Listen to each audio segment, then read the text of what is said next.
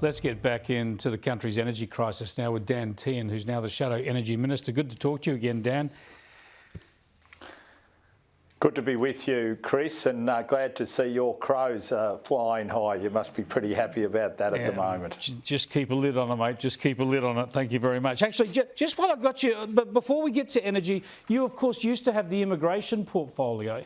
What do you make of the fact that the latest figures out for May show it's the biggest intake of permanent migrants in the month of May ever? I mean, it looks like Labor is just not following through on their promises to reduce our immigration rates. Absolutely. Once again, talk a huge game and then cannot deliver a single thing. It's quite extraordinary. And the question still remains, where are all these people going to live? As you know, we've seen recently Treasury documents that have been leaked show that Labor are not going to meet their housing targets, and yet their immigration targets, rather than going down as Anthony Albanese promised they would, continue to grow at extraordinary rates. And I'm sure that everyone now, once they've seen these figures, will just be asking, where are all these people going to live? Yeah, it's a hell of a problem. I want to come back to your portfolio now and energy. We know the renewable energy rollout is creating strife in communities across the country, including in your electorate there in Western Victoria. And another big offshore wind project in Victoria has now been canned because they can't find a buyer for the project. This is, there might be relief from some communities that these projects aren't going ahead, but what does it mean for that state's energy plan? Well, obviously Victoria's energy plan is in disarray. We've seen that because there's been leaked documents that they've hired one of the top 4 accounting firms to have discussions around making sure that we can continue with the supply of coal-fired generation here in Victoria. But for Chris Bowen, this once again just shows that he has no clue about what he is doing, and also that once again he has completely and utterly misled the Australian people. He said on 2GB that the Australian government would not fund these offshore wind projects. He said that the private capital would come in and they would self-fund themselves.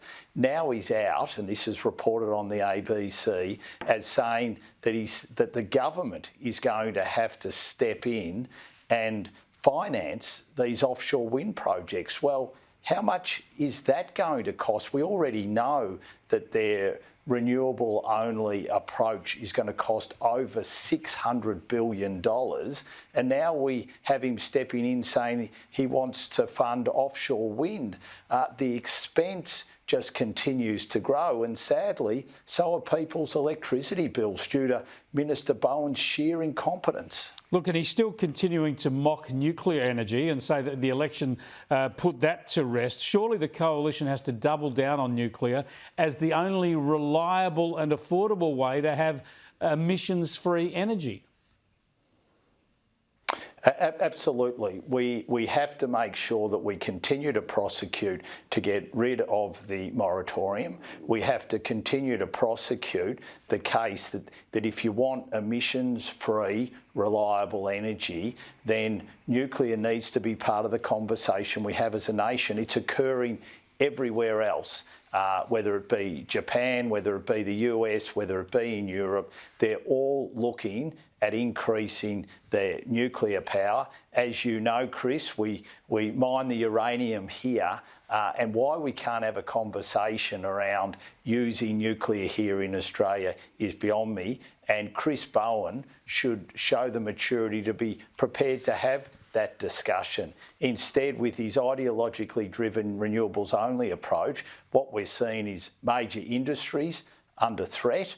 Yeah, just on that, I want to jump in because some of your Senate colleagues are pushing for an inquiry into metals manufacturing industries because these high energy prices could force out nickel processing plants, copper smelting plants, aluminium smelting plants. This could be a real crisis in manufacturing unless we find a way to keep these industries. Absolutely, you're spot on. We're seeing 5 smelters in Tasmania where the federal government is probably going to have to step in to save them, along with the Tasmanian government.